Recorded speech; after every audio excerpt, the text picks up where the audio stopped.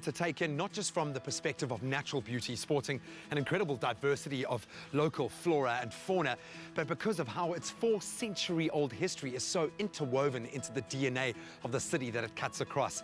Well, they've been using the inclement winter months very profitably, making some refurbishments that I think are going to be just as spectacular. The Treasurer General of the International Council of Monuments and Sites, who is also the CEO of Cape Town's Heritage Trust, Laura Robinson, joined Graham on a tour of the gardens. Originally, the indigenous people, the Khoikhoi, settled here with their sheep and their cattle. Then came the Dutch colonists, and they started the original vegetable garden.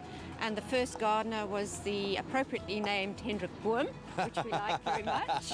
At the time, they grew vegetables and fruit and medicinal herbs, mainly for passing ships. And in fact, the sea route became incredibly important in terms of the development of the country, with all these diverse people coming from both the East and from Europe. One section of the gardens was earmarked for an innovative World Design Capital 2014 project that placed the spotlight firmly on the importance of community gardens. We've actually turned the corner and we've redone an authentic herb and vegetable garden with medicinal herbs, vegetables and fruit. And it's an opportunity to showcase sustainable food production going into the future and to educate people about how it is possible to grow your own wonderfully healthy, simple fruit and vegetables. We're really very excited about it. Named the VOC Vegetable Garden, the project speaks to the proud roots of this space and highlights the importance of urban gardening. This was previously a car park, so now we've developed it into a Dutch vegetable garden again.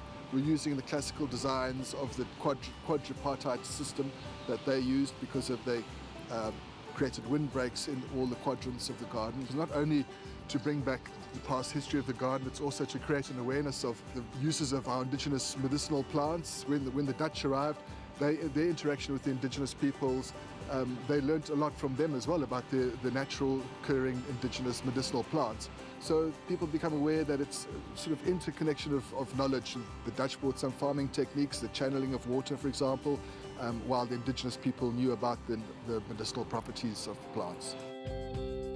The indigenous medicinal herb garden features pelargonium, known to soothe cracked skin, and porkbush used to treat exhaustion, as well as rose geranium used as an antiseptic. We try to be environmentally friendly as possible. We don't use pesticides, for example.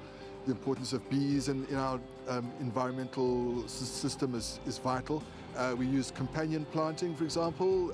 Funny enough, you can plant flowers like calendula, nasturtiums, marigolds, along with vegetables, and they tend to attract the beneficial insects, butterflies and bees and different varieties of bees, and keep away some of the pests as well. Corporate partnerships were formed to make this project a reality. On the garden's doorstep, the City of Cape Town found a company that shares in the vision of a sustainable city. Why did Woolworths choose to get behind the refurbishment of this iconic landmark here in Cape Town? Graham, it links with so many of our focus areas. We're really passionate about community and urban farming.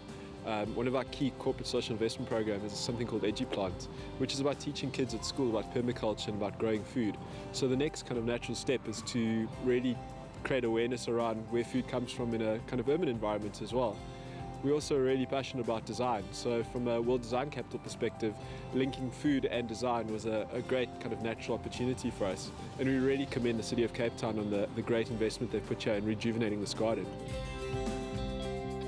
It's awesome to think that the next time we come back to the company gardens, these brave little seedlings will probably be ready to be harvested and grown in the very soil where the very first seeds of our heritage, our democracy, were first planted.